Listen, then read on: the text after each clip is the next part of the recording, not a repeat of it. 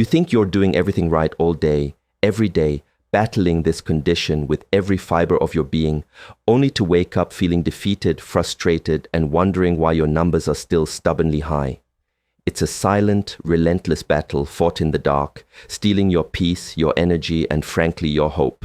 But what if I told you there's a secret weapon, a forgotten art that can turn the tide? What if the key to unlocking stable morning readings, to finally feeling in control, lies not in more struggle, but in subtle shifts, in ancient wisdom applied to modern challenges? Don't miss out, because by the end of this, you'll have the insights, the actionable steps to reclaim your nights and your health. This isn't just about numbers, it's about life.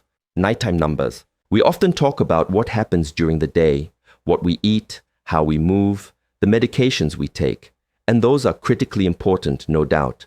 But what about the other half of our lives, the part we spend sleeping, recharging, recovering? For so many, this becomes the battlefield where the real war is lost, or at least where the struggle feels most acute. You wake up, you test, and there it is, a number that just doesn't make sense, a number that whispers, you failed, even though you felt you did everything perfectly the day before.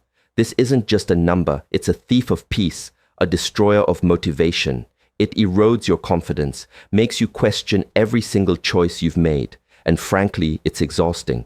But here's the thing, those nighttime numbers aren't random acts of betrayal. They are signals, a language your body is speaking, often shouting about imbalances that can be addressed, understood, and ultimately mastered. The dawn phenomenon, the Somogyi effect. These aren't just medical terms. They're daily realities for millions, casting a long shadow over their mornings. The frustration is palpable, isn't it? You go to bed feeling optimistic, perhaps even a little proud of your discipline, only to have that hope dashed by the cold, hard facts of the glucometer. This cycle, this relentless loop of effort and disappointment, can lead to burnout. It can make you feel like giving up, like it's an impossible uphill climb. But what if we shifted our perspective? What if we started seeing these nighttime fluctuations not as failures, but as opportunities for deeper understanding?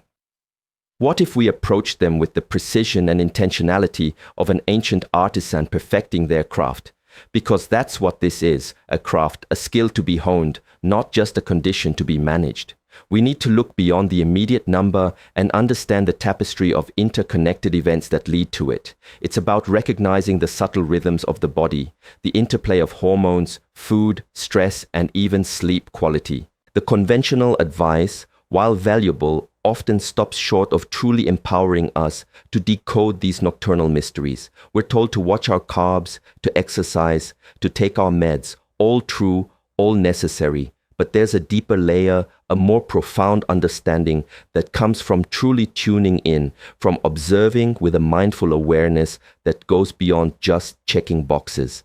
It's about becoming a detective in your own body, noticing patterns, understanding triggers, and developing strategies that are tailor-made for you.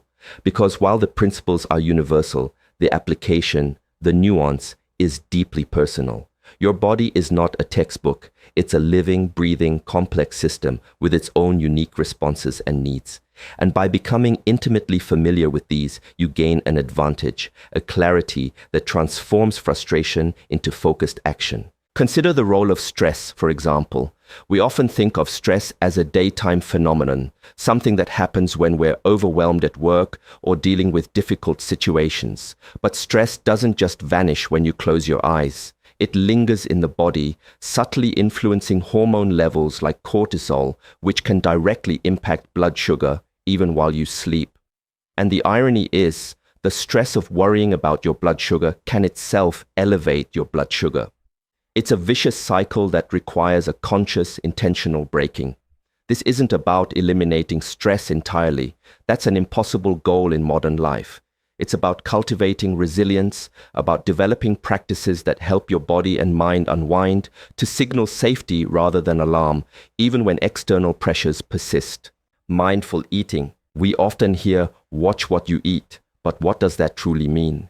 Especially as the day draws to a close.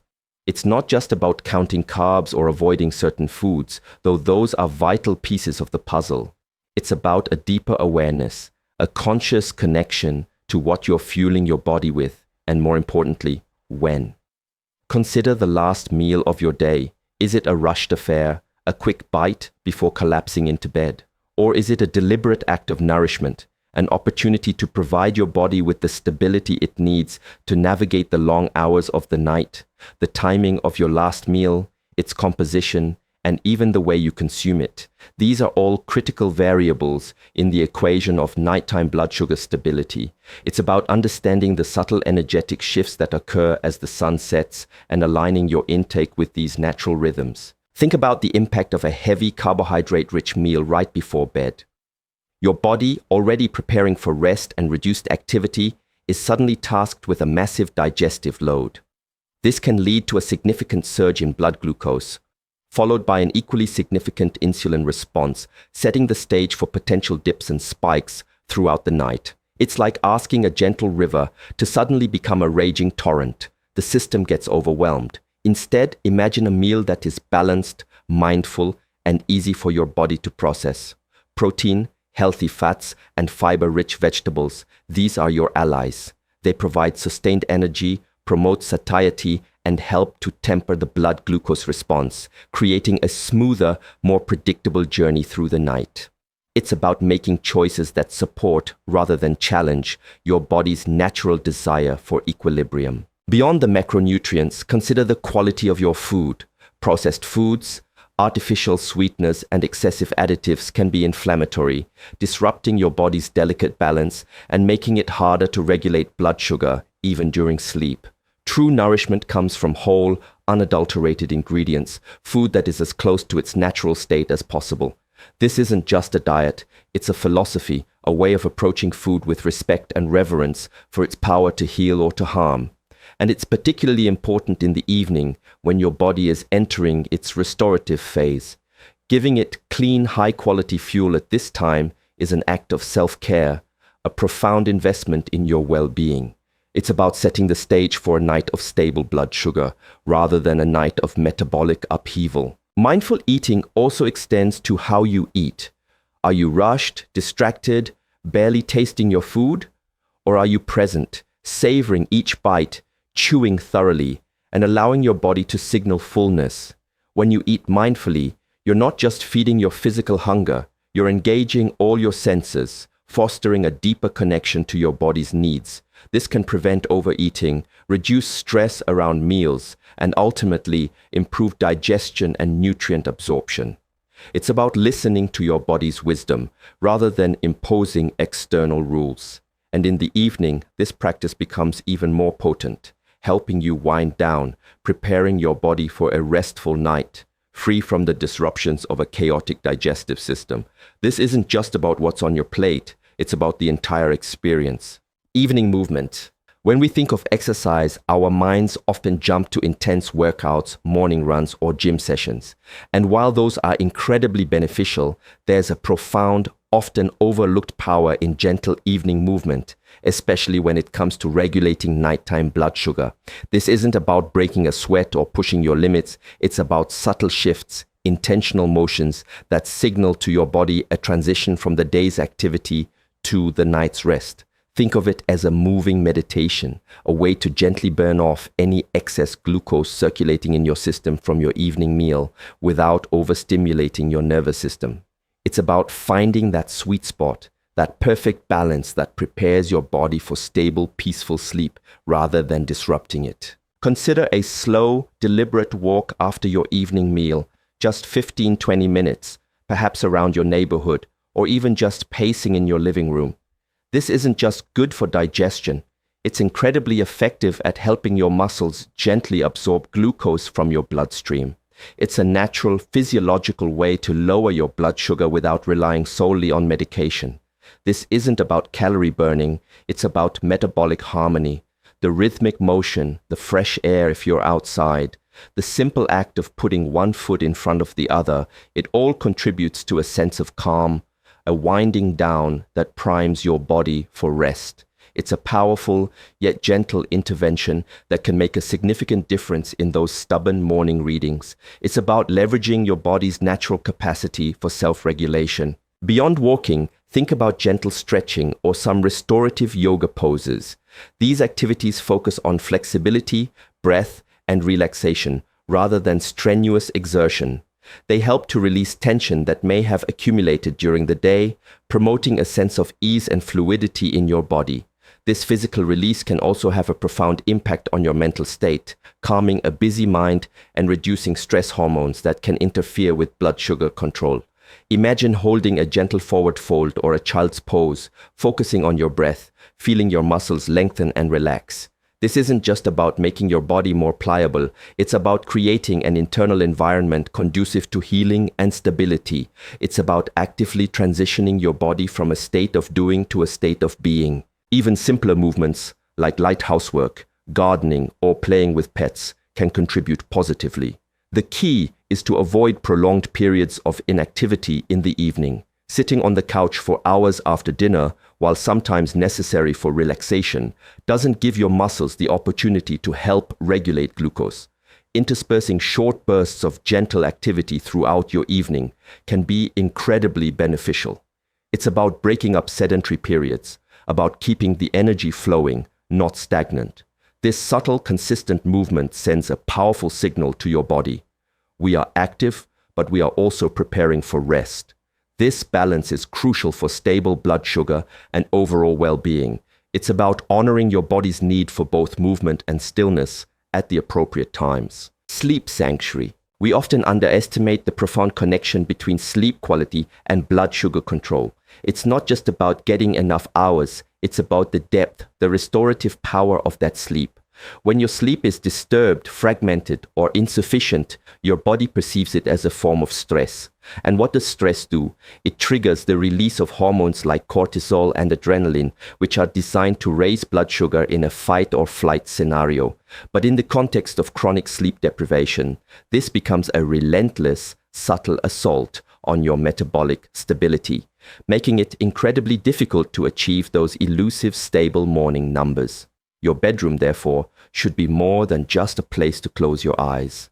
It should be a sanctuary, a haven meticulously designed to promote deep, uninterrupted rest. Consider the environment of your bedroom. Is it truly dark? Even subtle light, like the glow from electronics, can disrupt melatonin production, the hormone essential for sleep. Is it quiet? Unwanted noises, even distant ones, can pull you out of deeper sleep cycles. Is it cool? The optimal temperature for sleep is generally cooler than what many people prefer for daytime. These aren't just preferences, they are physiological necessities. Creating a truly dark, quiet, and cool environment signals to your body that it's safe to fully surrender to sleep, to enter those crucial restorative phases where hormonal balance is reestablished, and your body can effectively regulate blood sugar without undue interference. It's about removing obstacles to your body's natural healing processes. Beyond the physical environment, think about your pre-sleep rituals. Are you scrolling through social media, watching an exciting show, or engaging in mentally stimulating activities right before bed? These can all activate your sympathetic nervous system, keeping your mind and body alert when they should be winding down. Instead, cultivate a sleep hygiene routine that gently guides you towards rest. This could involve reading a physical book, taking a warm bath, practicing gentle stretching or meditation, or listening to calming music. The goal is to create a predictable sequence of events that tells your body it's time to prepare for sleep. This consistency trains your brain to associate these activities with relaxation, making the transition to sleep smoother and more profound. It's about intentional winding down, not just stopping. And what about those moments in the night when you do wake up? Instead of immediately reaching for your phone or stressing about your blood sugar, practice mindfulness. Acknowledge the wakefulness without judgment and gently guide your attention back to your breath. A quick check of your blood sugar might seem helpful, but if it causes anxiety, it can be counterproductive. Unless you have specific instructions from your doctor to check at certain times, sometimes the best action is to simply allow yourself to drift back to sleep. Trust in the preparation you've done. Your sleep sanctuary is designed to hold you, to support your body's natural rhythm. It's about cultivating a deep sense of trust in your body's ability to heal and regulate, especially when you provide it with the optimal conditions for rest. Stress mastery. We've touched on stress before, but its pervasive influence on blood sugar, especially during the quiet hours of the night, cannot be overstated. When your body is under chronic stress, even subtle subconscious stress, it's constantly releasing hormones like cortisol and adrenaline. These hormones are your body's ancient survival mechanism, designed to flood your system with glucose to give you energy to fight or flee. But in modern life, where stressors are often psychological rather than physical threats, this becomes a metabolic burden. Your body is perpetually in a state of alert, pumping out sugar, even while you're trying to sleep, making it incredibly challenging to achieve stable readings. Mastery over stress isn't about eliminating it. It's about transforming your body's response to it, creating an internal environment of calm amidst external chaos. Consider the subtle ways stress manifests. It's not just the big, obvious stressors like a demanding job or financial worries. It can be the constant hum of notifications, the pressure of perfectionism, unresolved emotional tension, or even just the nagging worry about your health. These micro-stressors accumulate, creating a baseline level of tension that your body registers as a threat. And when your body feels threatened, it mobilizes resources, including glucose, in preparation for action. This is why techniques for stress reduction are not just about feeling better emotionally, they are direct, physiological interventions for blood sugar control. They are about signaling safety to your ancient primal brain, allowing your body to relax its guard and focus on repair and regulation. One of the most powerful tools for stress mastery is breath work. Your breath is an immediate, direct conduit to your nervous system. Short, shallow breaths signal stress. Long, deep, diaphragmatic breaths signal safety and calm. Just a few minutes of conscious, slow breathing before bed can profoundly shift your physiological state. Imagine breathing in deeply, feeling your belly expand, and exhaling slowly, releasing tension with each breath.